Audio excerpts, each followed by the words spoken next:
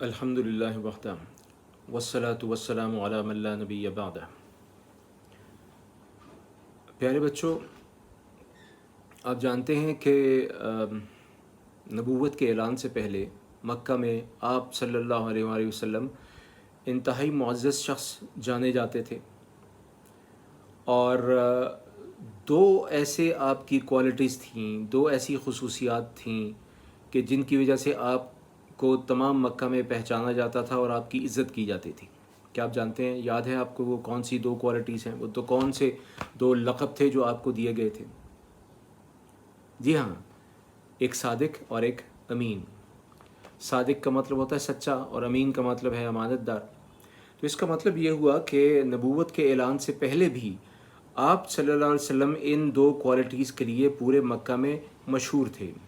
آپ کے اندر یہ دو کوالٹیز انتہا درجے کی تھی۔ ظاہر ہے مکہ میں صرف یہی تو نہیں کہ صرف آپ صلی اللہ علیہ وسلم سچے تھے، اور بھی سچے لوگ ہوں گے، سچ بولتے ہوں گے، جیسے ہم لوگ بھی سچ بولتے ہیں، لیکن ہم جھوٹ بھی تو بولتے ہیں نا۔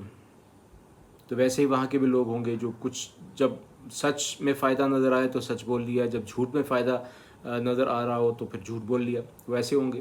اسی طرح لوگ امانت داری بھی کرتے ہیں، لیکن کئی دفعہ جو ہے وہ امانت میں خیانت بھی کرتے ہیں۔ ہم اپنے فرائض میں جب خیانت کرتے ہیں تو یہ بھی خیانت ہی ہے نا۔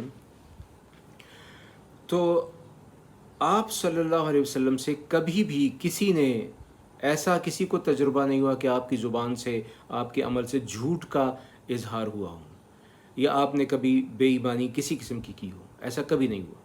اس لیے آپ کو یہ القاب دیے گئے تھے۔ اب یہ تو تھا آپ صلی اللہ علیہ وسلم کا حال۔ اب آپ صلی اللہ علیہ وسلم کی امت کا حال دیکھ لیجئے کہ امت میں سچوں کی تعداد اور سچ بولنے والوں کی تعداد کتنی ہوگی۔ اور آپ جانتے ہیں کہ یہ جھوٹ جو ہے یہ دھوکے کی بنیاد ہوتی ہے۔ ہمارے ہاں جو دھوکہ دہی ہے اور مختلف قسم کی جو ظلم ہوتے ہیں، اس کی بنیاد یہی ہے کہ ہم جھوٹ بہت بولتے ہیں۔ اب مجھ پر بھی مولانا طارق جمیل کی طرح فتویٰ مت لگا دیجیے گا۔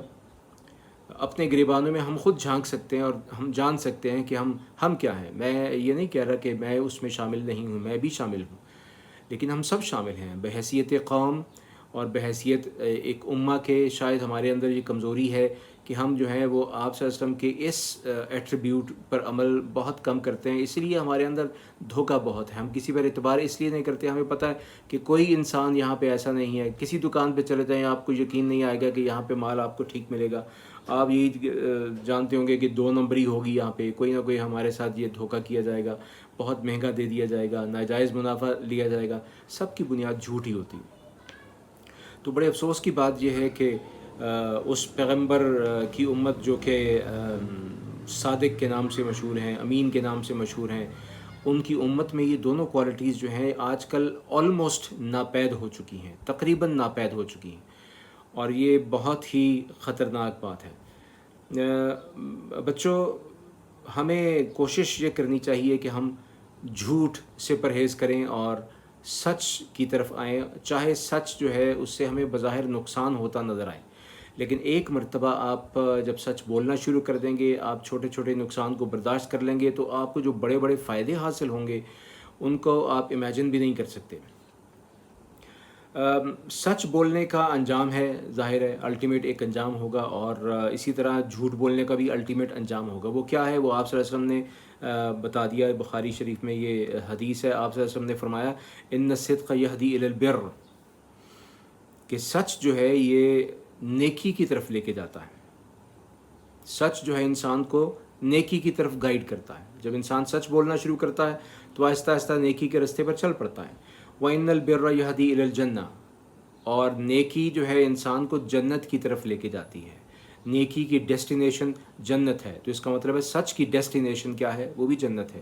یعنی کامیابی، سب سے بڑی کامیابی، جس کے مقابلے میں چھوٹے چھوٹے دنیا کے جو ہم نقصان دیکھتے ہیں نا سچ بولنے کی وجہ سے، کہ ہم مار سے بچ جائیں گے، ڈانٹ سے بچ جائیں گے، یہ ہو جائے گا، وہ ہو جائے گا، تھوڑے سے پیسے ہمیں زیادہ مل جائیں گے، ان کے مقابلے میں وہ جو جنت والا اور الٹیمیٹ کامیابی والا جو فیکٹر ہے یہ بہت بڑا ہے، بہت بڑا فائدہ۔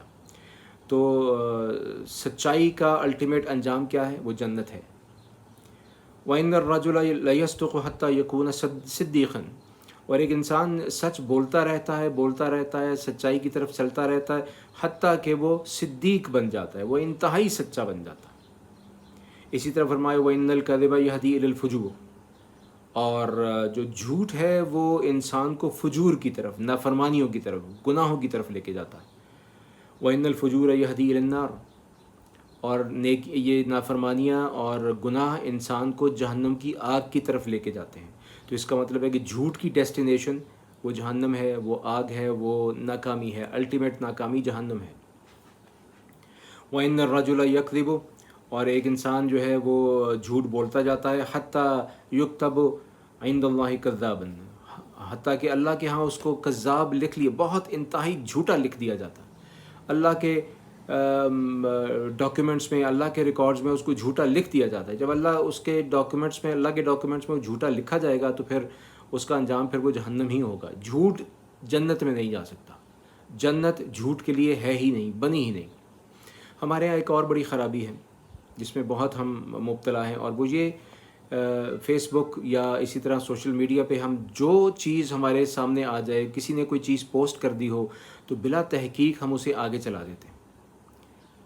جو چیز ہمیں پسند آ جائے، جو ہمارے تعصبات کے موافق ہو، اور جو چیز بھی ہمیں اچھی لگے تو ہم اس کو آگے چلاتے ہیں۔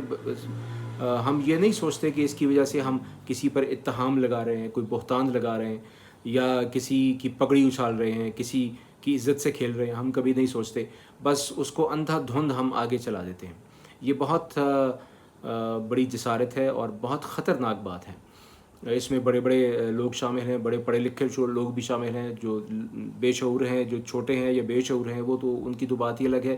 بڑے بڑے پروفیسرز اور بڑے بڑے مولوی حضرات جو ہیں وہ بھی اس میں انوالو ہو جاتے ہیں، اور اس سے بچنا چاہیے۔ دیکھیے آپ صلی اللہ علیہ وسلم نے ایک بات فرمائی کہ ایسے انسان کے بارے میں آپ صلی اللہ علیہ وسلم نے فرمایا، یہ حدیث مسلم شریف میں ہے کہ کفا بالمرء کذبا ان یحدث بکل ما سمع، کہ کسی بھی انسان کے جھوٹا ہونے کے لیے یہ کافی ہے کہ وہ ہر سنی سنائی بات کو آگے چلا دے،